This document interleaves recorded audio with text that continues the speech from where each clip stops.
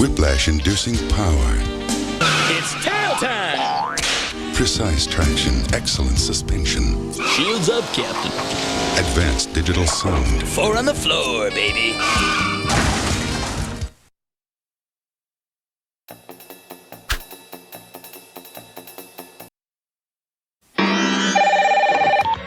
Hello? Hi. Who is this? You watching TV? Maybe. Who is this? What kind? Well, it's big. 27-inch? Yeah? Picture in picture? I guess so. Swivel base? How'd you know? Under a white ceramic duck wearing a yellow raincoat? Where are you? Open the drapes.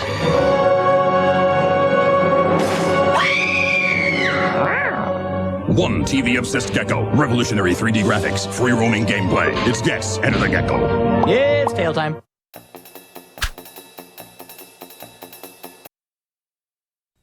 Go. I am Gex. Whoa. Let's get this down. Okay, that's kind of saucy. The ad guys started dreaming up new ways to promote me. I feel stupid. All right, little man.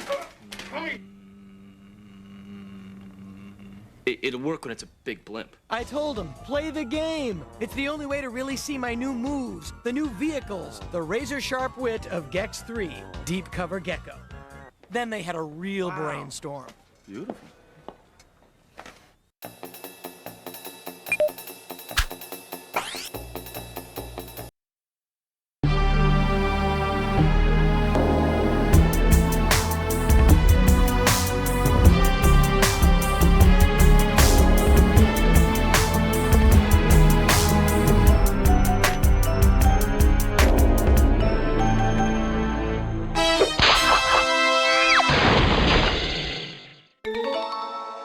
Were you expecting someone else?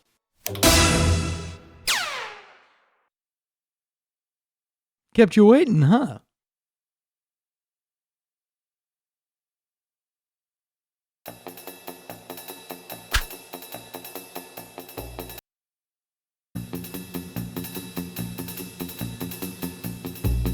I've been gone for some time.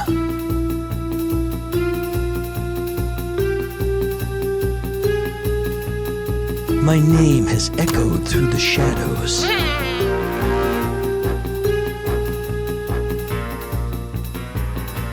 All those games, thought to be lost in time, like tears in rain.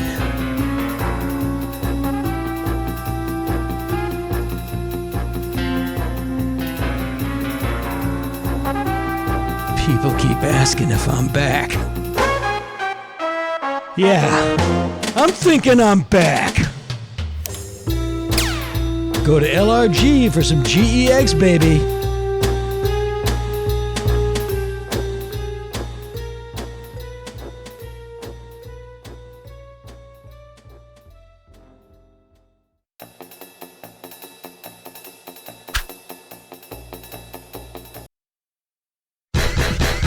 Clock says party time.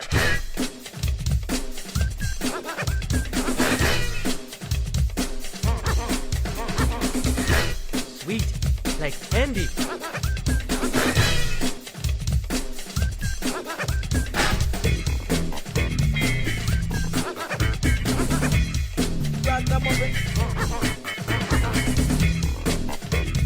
Body blow.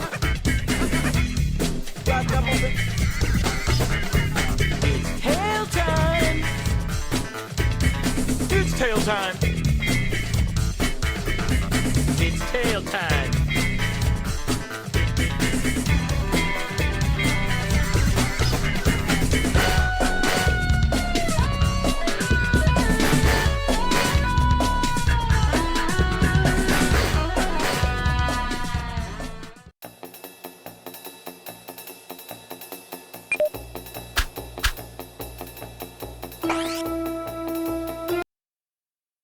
I'm Dana Gould, and I was the voice of Gex.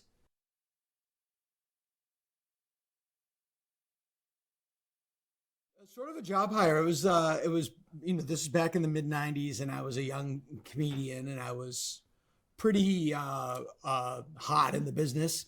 And it was funny. This was a time when video games were branching out and bringing in show business personalities for voices. It was new. And there was an article in Variety or Hollywood Reporter I have somewhere in my garage still, where it's comedians are finding a new platform in cyberspace. And they asked if I wanted to be the voice of this character, Gex. And then I developed the character basically parallel to my stand-up persona.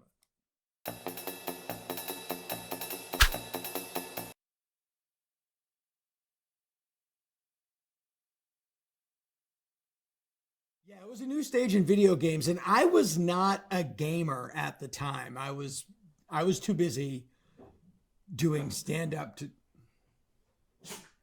Hold on. It was a new era in video games where they were beginning to branch out into more like shows and entertainment because the graphics were making that possible. And they were using TV writers and actors and such like talent outside of just gaming. And that's where Gex came from. So I worked on Gex with my friend Rob Cohen, with whom I've collaborated on a lot of things. We first met on the Ben Stiller show, where we shared an office. And then we worked... This is my dog.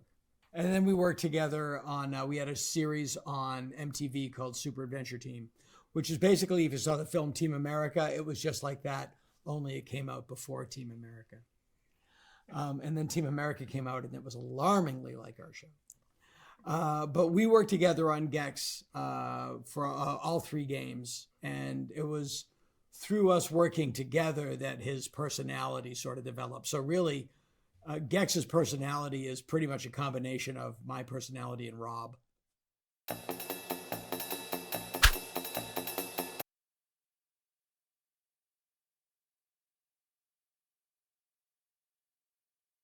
and that was mostly it. That was pretty much what it was. Here's a guy, we want him to be funny, and we want him to have pop culture references, but that was it. So in terms of the voices and the different things that he would do, there's a lot of Johnny Carson in it. That was all me and Rob. That was all us basically sitting in the office riffing. And it was also heavily influenced by Mystery Science Theater. Like, what would Joel and those guys do in a video game? How would they comment on a video game in the way they comment on a movie? And that wasn't even intentional.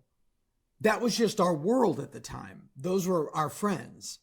So we didn't even think about it. It was just, that was the well from which our water came, you know? Like, it was a lot like Mystery Science Theater. This is how it was heavily influenced by MST3K.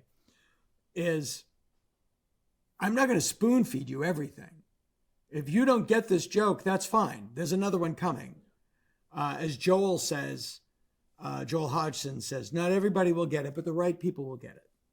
And that's, I've always held to that for better or worse. And it's been both.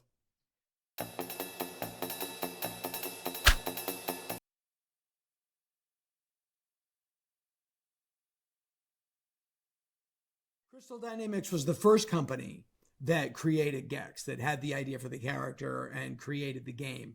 And then once they had the game sort of mapped out, they approached me to sort of give this character a life. They either approached Rob, and then Rob told them about me, or they approached my management company, which at the time was called Campbell Martin, and they approached me, or they knew me, and everybody else came after it. Because they were located in the Bay Area and I had a big following in the Bay Area, the latter is the most likely, I think.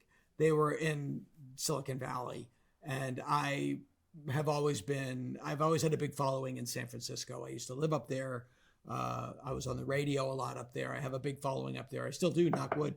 And so that's probably what happened. The thing I remember is they flew me up to Crystal Dynamics up in Silicon Valley, up in, I think it was in San Leandro. I could be wrong. One of those towns. And, you know, I'd been in the business, you know, I'd been on TV. I just thought it was so cool that they were flying me up to record this stuff. And here's the thing. I do this stuff all day anyway. If I'm in the car by myself, I am talking to myself. I am singing to myself. I am telling jokes out loud to myself. I'm rehearsing tweets, you know, like whatever I get going. When I'm alone, I'm a monomania. I'll just keep going. And so to this, it was literally effortless. And that's the thing that's either good about the story or bad about this story. It's like, to me, this was utterly effortless. It's what I do for fun.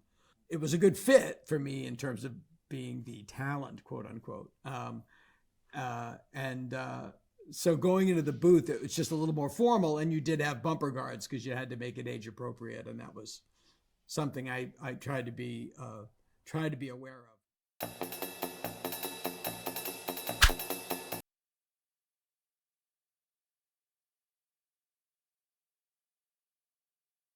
There were jokes that definitely we were told, no way. One in particular, and I don't know if this might have been the second game, but he's on a raft, and one of the levels is that he has to fight these crabs that are trying to get him. And the joke was, as Johnny Carson, I haven't seen this many crabs since Elkie Summers' hot tub party. And that was a flat no.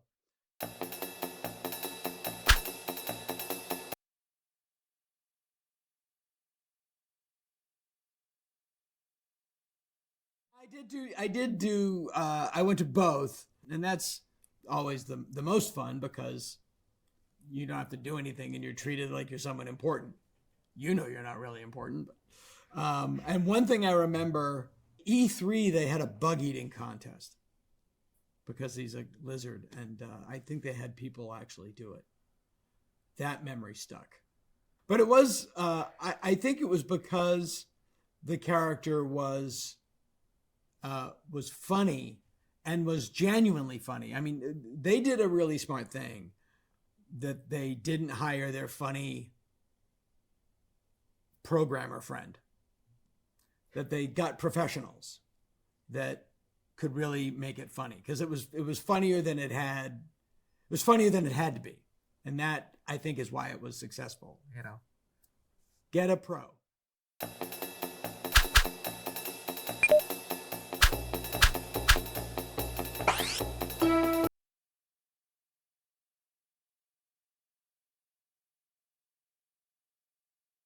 You know, you look at the time and you're like, oh my God, it's in 3D. How did they do that? And the trick was finding a way to incorporate that into the game, and how to make him funny and comment on the fact that he was now in 3D, and to make it work, to make it a reason to be in 3D. It was not unlike the Treehouse of Horror episode where Homer became 3D. Austin Powers was super big at that time, and he had a very kind of visual reference to that. You know, I think he wore a cravat or something. And it was very, to use a $2 term, zeitgeisty. It was very zeitgeisty of the time. But I love that I could, it was a good fit for my skill set. You know, it was just one of those things that worked really well. That's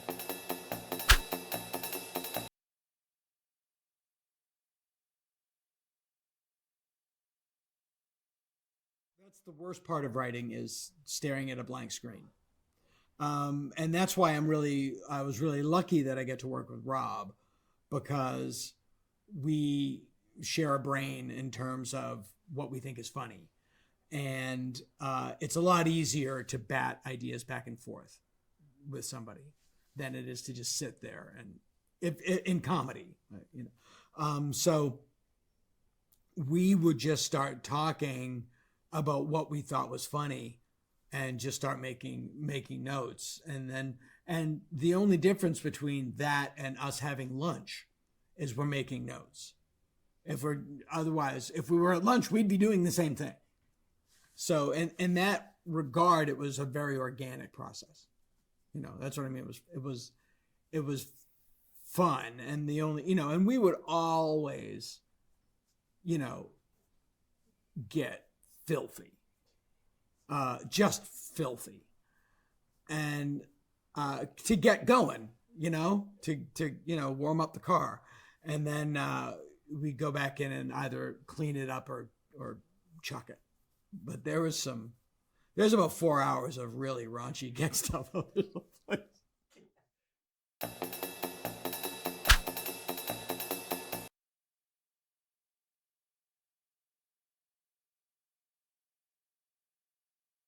I love it. I'm very proud of it. I mean, I because it's one of those things that really snuck up on me. I have things in my career that kind of you just work and then you hit something like you write on a bunch of shows on Simpsons and that kind of hit, and on Parks and Rec and that kind of hit, and on my own show Standing Against Evil, and that did okay, but it was my own show, so that was big. And then so you work on all these things and then you do a bunch of stuff in between. But then Gex is this thing that I had not a ton of involvement in terms of, I had no involvement in terms of the character design or the game design. The heavy lifting was all done by the game programmers and stuff. But it's a huge thing that's to this day,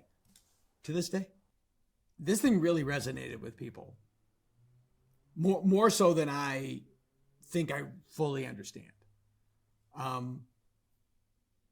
Whenever I go on the road to do stand-up comedy, which is usually 2 to 3 weekends a month, I will get somebody with a Gex game cartridge for me to sign. It just happened last weekend. It's undeniable. And I'll be in the green room and somebody has something for you to sign. I know exactly what it is. And it's every weekend. And I don't say that in a bad way. I'm delighted. But I will say I don't understand it. Somehow this game and this character, it's greater than the sum of its parts. And it has a life of its own. And here's how I know. My oldest daughter is a hardcore gamer. The games now are beyond my comprehension. Like, she has friends that she knows from the game. They have Oculus headsets, and she's got a special chair and a special desk. Like, it's beyond my ability to comprehend. And she calls me one night and she goes, "You were the voice of a video game?" I said, "Yeah, I was the voice of this thing, Gex." And she goes, "I know. I was gaming with my friends and somehow your name came up." And I said, "What are you talking about? That's my dad." And they freaked out. And so that's how I know it's like it got to my daughter. I care a lot, yeah, because my name is on it, and I absolutely feel like he's an alter ego of mine, When I go to conventions and sign photos, the photo is me when I was on The Simpsons as a character, and something else, and Standing Against Evil, I think, and Gex. It's absolutely something that it's like a band I was in.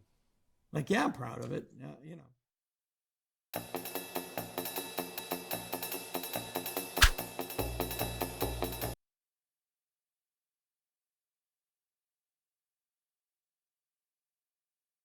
Bob goes into this video store, I think in Toronto, and he says, "Do you have the video game Gex, the gecko lizard?" And the guy at the store goes, "It's a dinosaur, and his name is Gex." So he was Gex for us for the remainder of our work there. It was always Gex.